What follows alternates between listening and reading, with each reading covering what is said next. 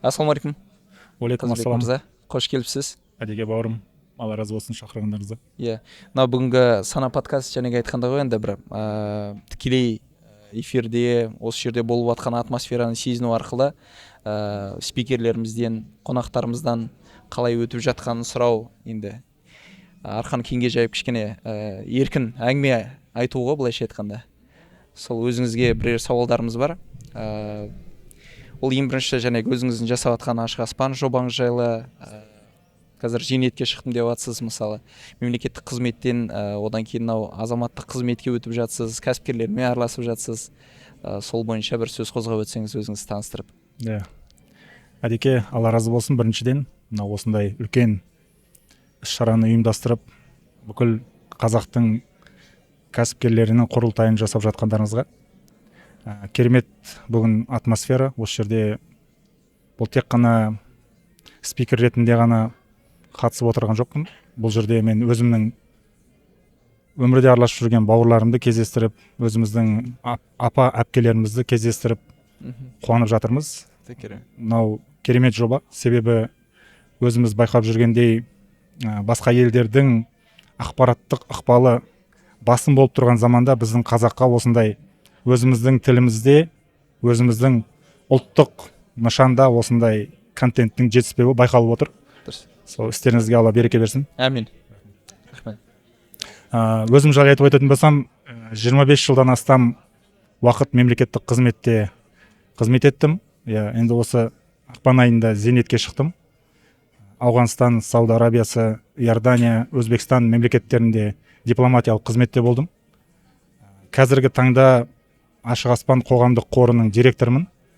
Бұл қорды біз еліміздің мүддесі үшін, еліміздің болашағы үшін, мынау ақпараттық технологиялық заманда және де өздеріңіз байқап тұрған шығарсыздар, әлемдегі болып жатқан үлкен геосаяси жағдайларға байланысты біз дрон технологияларын біздің елімізге кіргізіп, қазір осы Қазақстандағы жетекші компаниялардың бірі болып есептелеміз. Өзімізде кәсіби командамыз бар. Жақында өткен Турциядағы өткен әлем чемпионатында үздік 10-ға кірді. Қазанда өткен февраль айында, жаңағы ақпан айында өткен Қазанда өткен игры будущего деген үлкен жарыс болған. Болашақ ойындары деген. Біздің президентіміз сол жерде қатысты. Сол жерде де біздің командамыз қатысып, 6-шы орын полуфиналға шейін, жартылай финалға шейін жеттік. Енді ол жай ғана ойын емес, себебі осындай технологиялар заманында дронның өте қажет екенін өздеріңіз көріп тұрған шығарсыздар. Ол мынау төтенше жағдайда көмектесуден бастап және соғыс алаңында қолданатын технологиялар. Сол себептен жастарға осындай қажетті болашақтың мамандығын беруге әрекет жасап жатырмыз. Қазіргі таңда 70-ге жуық мектепке дрон сабақтарын енгізіп жатырмыз. 5 университетпен меморандум жасап, қарым-қатынас жасап жатырмыз. Одан басқа да және біздің мынау күштік құрылымдар, жаңағы арнайы операциялар жасақтарымен тығыз байланыста, соларды үйретіп, өзіміздің білімімізді, жиған тергенімізді, шетелден алған жаңағыдай тәжірибемізді тегін бөлісіп, еліміздің қауіпсіздігіне, еліміздің болашағына осындай кішігірім үлес қосып жатырмыз. Өте жақсы. Қазекен, өзіңіз айтып отырсыз, және зейнетке шықтым. Енді өзім әкем әскери адам болғаннан кейін, енді әскери өмірді өте жақсы білем. Бір жақсы ерте зейнетке шығады, бірақ жаңағы айтқандай жұмыс істеп үйреніп қалған адам ретінде, енді нон-стоп дейді ғой. Әскери қызметте жүргенде енді бұл бұйрық болғаннан кейін, бұйрыққа ешқандай бір қарсылық жоқ. Қайда бар, сонда барасыздар, ел жер көріп, жұмыстың бабымен жүресіздер. Енді осы жерде сондай бір өмір күн тәртібіне үйреніп қалып, бірден азаматтық өмірде болған кезде қандай айырмашылық болды? Яғни зейнетке шыққан кезде бірінші күніңіз қалай өтті деп сұрақ қояйыншы онда. Шыны керек, 25 жылдан астам уақытта осы күнде таңертең сағат 8:30-да жұмыста болуымыз шарт болған. Сол себептен жаңа сіздің сұрағыңызға жауап, енді мен 8-ші ақпан күні өзімнің жаңағыдай өз еркіммен зейнетке шығуыма байланысты 9-ші ақпан күні таңертең сағат 11-де ұйқыдан тұрғаным сол әлі есімде. Басқаша болып кінәлі сезініп. Иә. Таңертеңнен ешқайда шабуы керек жоқ. Ешкім телефонмен звондап жатқан жоқ, жаңағыдай. Ешкіммен былайша айтқандағы мазалап жатқан жоқ. Сол сәт есімде негізі. Соны өзі есте сақтайтындай күн болды. Себебі 9 ақпан маған бірінші осы азаматтық өмірге осындай шығып, тынысымды кеңінен жаңа алып, сондай сәттерді бойымнан өткіздім. Өте жақсы. Бір жәнеге енді бірінші күнді айтып жатсыз, ары қарай бұл жоспарлар сіздің жәнеге ашық аспанды құруларыңыз бұл енді хобби ма, әлде бұл бір кәдімгі жоспарланған дүние болды ма? Зейнетке шыққан кезде мен осымен айналысамын деген нақты бір жоспар болды ма? Негізі бұл тақырыпқа, бұл салаға келудің бір басты себептерінің бірі, мен Шанхай ынтымақтастық ұйымының Ташкенттегі офисында, сол жердегі регионалдық құрылым бар. Сол регионалдық құрылымда менің 4 бағыттың біреуі, сол жердегі менің жұмыс еткен, қызмет еткен 4 бағыттың біреуі дрон саласы болды. Бұл террористік ұйымдардың дронды қолданып, жаңағыдай террорлық іс-қимылдар, іс-әрекеттер жасауға қарсы жұмысты ұйымдастырумен, соның жаңағыдай соның 8 мемлекеттің былайша айтқандағы келіп түскен ақпаратын қарап отырып, біздің Қазақстанда осы тақырыпқа байланысты ешбір қимыл болмай жатқанын сезініп отырып, елімізге қажетті дүние екенін сезіп отырып, елге келе салып, осы біздің білім саласындағы жүрген, робототехника саласындағы жүрген жігіттердің басын қосып, біріктіріп, осы ашық аспан қорын құрдық. Мен құрылтайшы ретінде бізде жанында тағы техникалық даму жөніндегі директор бар, Қайсар Есенғали деген, ол Оралдың жігіті өзі.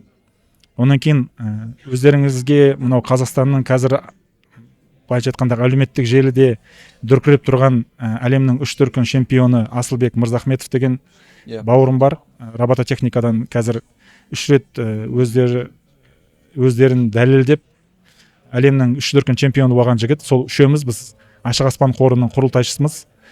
Үшеуміз 3 бағытты алып, қазір атсалысып жұмыс істеп жатырмыз. Соның бір бағыты техникалық даму жағынан Қайсар Есенғали. Ол жаңағыдай біздің командаларымызды, кәсіби командаларымызды шетелдегі болып жатқан халықаралық үлкен жарыстарға қатысу жөніндегі дайындықты бүкіл қадағалайтын, және біздің техникалық жабдықтар мен құрал саймандар біздің жаңағыдай алып келіп жатқан бүкіл саймандарымызды реттейтін сол кісі. Екінші бағыт оқу бағдарлама жағына, мектептерге енгізу жағынан, және де біздің оқу бағдарламаны реттеу жағынан айналысатын, және өзі робототехникадан үлкен осы салада ат салысып жүрген жігіттердің бірі Асылбек. Ол қазір мектептермен, университеттермен жұмыс істеу жағын қолға алып, сол саланы меңгеріп жатыр. Ал мен енді көбінесе жаңағыдай үкіметтік, мемлекеттік біздің органдармен қарым-қатынас жөніндегі, және де біздің күшті құрылымдармен қарым-қатынасты реттеу бағытын қолға алып, осындай үшеуміз 3 жақтан атсалысып, еліміз үшін жасап жатқан кішігірім қадамдарымыз бар. Өте керемет, өте керемет.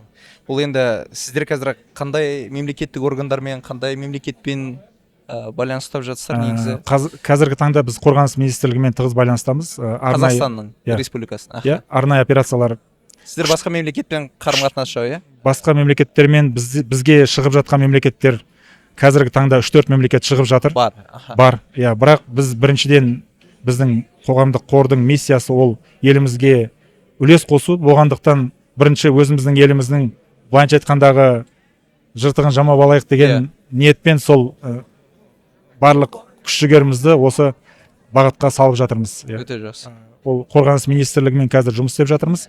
Екінші, біздің қазіргі жақсы тығыз қарым-қатынаста ұлттық ұланмен, ол жаңа ішкі істер министрлігінің алдағы уақытта жоспарымызда бар, президенттік күзет қызметімен, онан кейін ұлттық қауіпсіздік комитетімен алла бұйыртса тығыз қарым-қатынаста жұмыс жасаймыз деген ниеттеміз. Өте жақсы. Менің ойымша бұл біздің қорғаныс саласы үшін өте қажетті саланың бірі. бағана өзіңіз айтқандай әлем қазіргі жағдай геосаяси жағдай бар, осындай соңғы технологияларды игеру қажеттілігі біз мемлекеттің ішінен шығып жатқаны, мемлекеттің азаматтары өздеріңіздей жасап жатқаны менің ойымша қуантарлық. Өйткені көп салада біз техника, технология саласына келген кезде кейбір кезде жетпей жатады. Атом саласы болсын, басқа қазір енді өте өзекті тақырып қой.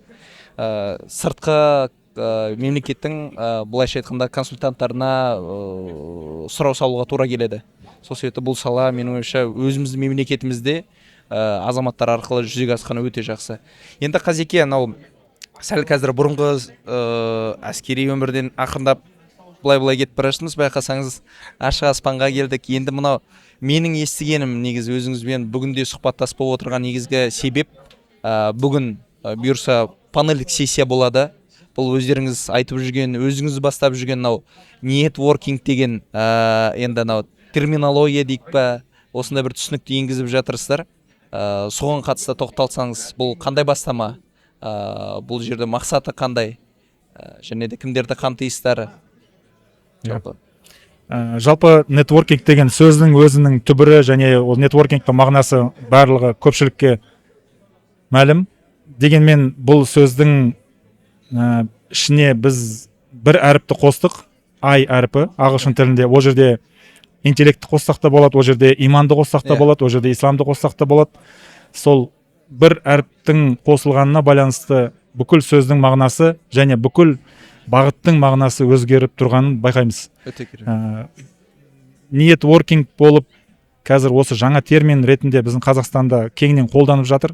Менің бауырларым Алмас Қылыш, Асхат Асарумедегі Асхат бауырымыз Нұрмашев, Дамир Аманжолов, Телман Нағашыбай, осы біздің Қазақстанда біздің әлеуметтік желіде әйгілі және де осы кәсіби осындай ортада халықтың үлкен абыройына ие бауырларымызбен осындай бас қосып, өзіміз былайынша айтқанда ішінара жабық клуб жасап, бір-бірімізге деген көмегімізді берумен, атсалысумен жұмыс істеп келе жатырмыз.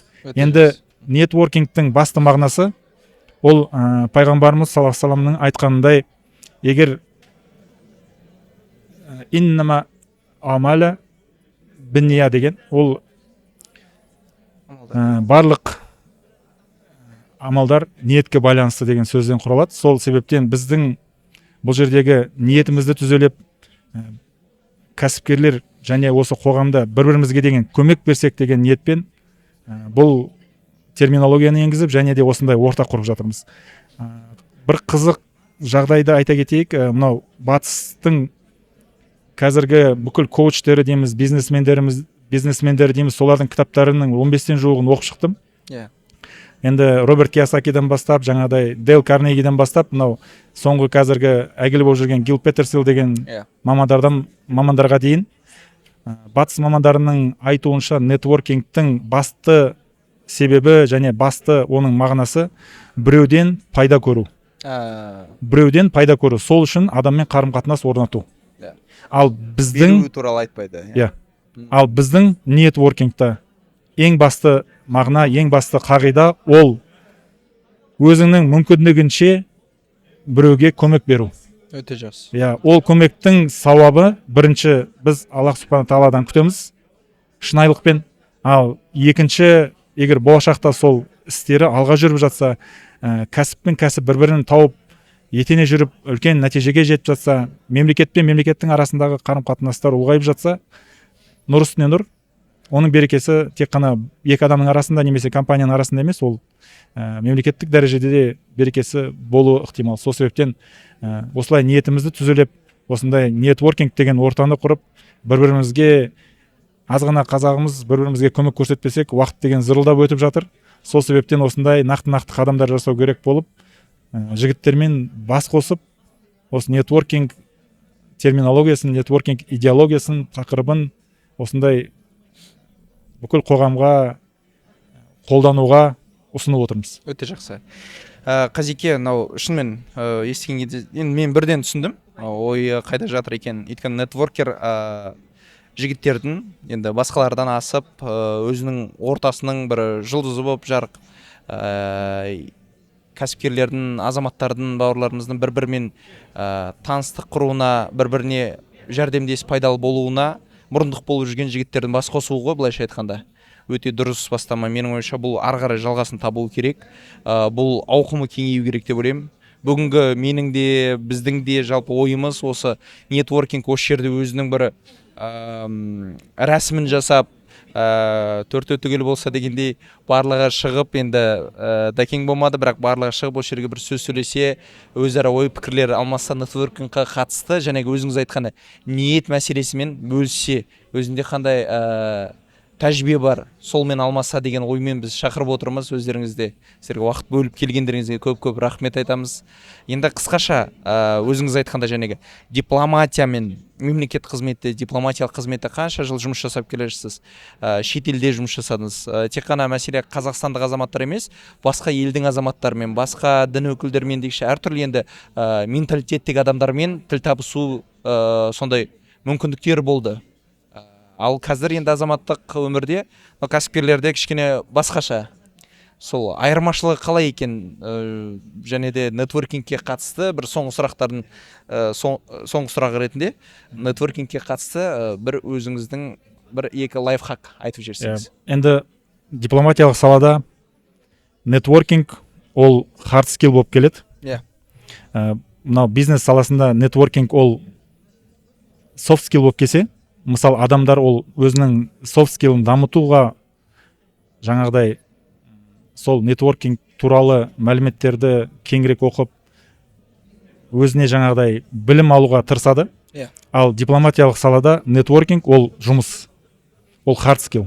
Біз сол үшін былайша айтқанда оқыдық, сол үшін біз басқа мемлекеттерде тәжірибе алдық. Оның екі үлкен айырмашылығы бар. Бірінші айырмашылық, мынау дипломатиялық салада енді өзінің дипломатиялық әдептерге байланысты, этикаға байланысты лауазымдық бөлу, лауазымдық шектеулер бар. Қатты байқалады. Ол қатты байқалады. Себебі біз мысалы аташы немесе одан төменгі жаңағыдай үшінші хатшы дейміз, сол барып елшіге немесе барып министрға немесе тағы да одан да басқа үлкен жаңағыдай лауазымды кісілерге тікелей барып танысып, өзін жаңағыдай ұсынып, немесе өз туралы ақпаратты айта алмайды. Иерархиялық жүйе дейсіз ғой. Ол жерде иерархиялық жүйе қатаң сақталады. Ол бірінші айырмашылық. Ал бизнесте міне осындай іс-шаралардың барысында тағы да неформалды жаңағыдай кездесулердің барысында, мысалы табиғатқа шығу дейміз, басқа жорық жасап жатыр жігіттер, жаңа үлкен ағалармен. Сол жерде енді тікелей барып, жанында жүріп, сұрақтар қойып мүмкіндігі бар. Сол екі үлкен айырмашылық. Ол дипломатиялық салада ондай мүмкіндіктер жоқ. Ол бірінші, сол айтып жатқан бірінші сол айырмашылық. Екінші айырмашылық, елдің мүддесін қорғау, немесе елдің жаңағы халықаралық қатынасты нығайту, және де былайша айтқанда сыртқы істер министрлігінің алға қойған үлкен тапсырмаларының және президенттің тапсырмаларының орындалу аясында сіздер өздеріңізге ұнамайтын тұлғалармен қарым қатынас жасауға міндетті боласыздар. Жұмыс істеуге мүмкін. Жұмыс істеуге. Ал бизнес салада сізді ешкім мәжбүрлеп жатқан жоқ. Сол себептен бұл екі үлкен айырмашылық.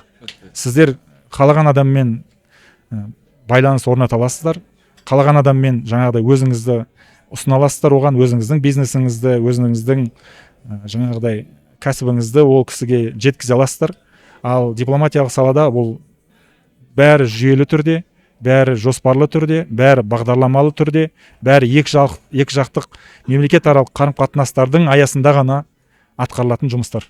Ол жерде жаңағыдай протоколдық деп айтылады. Протокол. Ол жерде жаңа ауытқу жоқ. Себебі ол тек қана бір тұлғаның ғана абыройы емес, ол еліміздің абыройы. Сыртта жүрген екен ол абыройды көтеріп алып жүру өте қиын мәселе. Сол себептен мынау қазіргі бизнес саладағы нетворкингті дамытқысы келіп жүрген бауырларыма айтарым, бәрі өздеріңіздің қолдарыңызда. Аллаға шүкір, мынандай бейбітшіл, осындай Қазақстанның көркейіп дамып жатқан осындай керемет орталар қалыптасып жатқан заманда бір-бірлеріңізге ашық болып, бір-бірлеріңізге ұсыныстарыңызды ашық айтып, кофенің барысында немесе осындай іс-шаралардың басында бір-бірлеріңізге ойларыңызды ашық жеткізуге мүмкіндіктер бар. Сол үшін адам неғұрлым ашық болса, соғұрлым бизнестің де ашық жүруіне және де кәсіптің алға басуына үлкен ықпал тигізеді. Өте жақсы. Бұл да менің ойымша ниет дегеннен шығады. Шынымен бағанағы айтқандай ойыңмен бөлісу, білгеніңмен бөлісу, барыңмен бөлісу, жасырып қалмау, бүгіп қалмау, былайша айтқандашы. Және тек қана нетворкинг жасаймын деп жасамайды ғой адамдар. Менің ойымша әрдайым айтатын сөзім бар. Кәсіпкер болсаң, жалпы осында бір прогрессивті жас болсаң, сенде ешқашан бір не болмайды. Мен андай мақсатты түрде біреумен барып танысуым керек екен деген болмайды ғой. Бұл жұмыс барысында кете береді. Бұл андай бейсаналы түрде дейді ғой. Сен бұл қалыпты жағдай кәсіпкер үшін де, осы прогрессивті жастар үшін де. Өйткені жаңа таныстық керек болып тұрады, аш болып тұрады, бір нәрсе ізденіп тұрады, жаңа білім іздеп тұрады, жаңа ортаға келеді. Және де осындай сізбен басқа да адамдармен қалай танысып қойған өзі де бір андай бір сезбей де қалады. Бір келсеңіз, бір жиынның өзінде бір 10-15 адаммен танысып кетеді, былай қарасаңыз. Сол себепті бұйырса нетворкингтің ауқымы кеңею керек деп ойлаймын, Қазеке. Бізде қосыламыз, осы сіздерді шақырып, осылай бас қосып отырғанымызда соның бір алғы шарты деп есептеймін. Алдағы уақытта бірге үлкен жобалар жасауға жетейік, бұйырса. Сол сізге осы мемлекеттің қорғанысында жасап жүрген осындай елеулі еңбектеріңіз үшін алғыс айтамыз. Абыройлы болайық, еліміздің осы саласы шынымен дамып, бізде өйткені робототехникада мықты ғой, өзі IT саласында мықты. Сол себепті негізі мықты болғаннан кейін, менің ойымша, ары қарай да бұндан шығатын өнімдер жан-жақты мықты болады деп ойлаймын.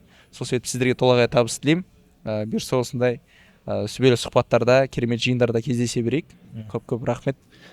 Алла разы болсын. Мынау сізге және ағаларға, бүкіл мынау ұйымдастыру оргкомитеті дейді ғой жаңағыдай. Сол барша бауырларға, қарындастарға бәріне үлкен рахметімді білдіремін. Осындай қазақтың кәсіпкерлерінің осындай керемет ортаның басын қосып, осындай үлкен іс-шара жасап жатсыздар. Алла берекесін берсін. Жылдан жылға іс-шараларымыздың сапасы жағынан да және саны жағынан да өсіп, үлкен дәрежеге, үлкен ықпалға жетулеріңізге тілектеспін. Өзімізде Алла бұйыртса шамамыз келгенше еліміздің осы білім саласына, осы еліміздің қауіпсіздік саласына, еліміздің осындай қоғамның даму саласына атсалысуға өзіміздің сенімімізді, өзіміздің жаңағыдай күшімізді білдіреміз, ниетімізді білдіреміз. Сол себептен Әдеке, Алла разы болсын. Кездесулеріміз көп болсын. Қазағымыздың жастары осындай, қазағымыздың осындай оттай жанып тұрған жас буын қалыптасуына үлкен үлес қосып жатсыздар. Сол себептен еңбектеріміз берекелі болсын. Әмин. Рахмет сізге. Рахмет Қазеке. Көріскенше. Жақсы, сәттілік сізге енді.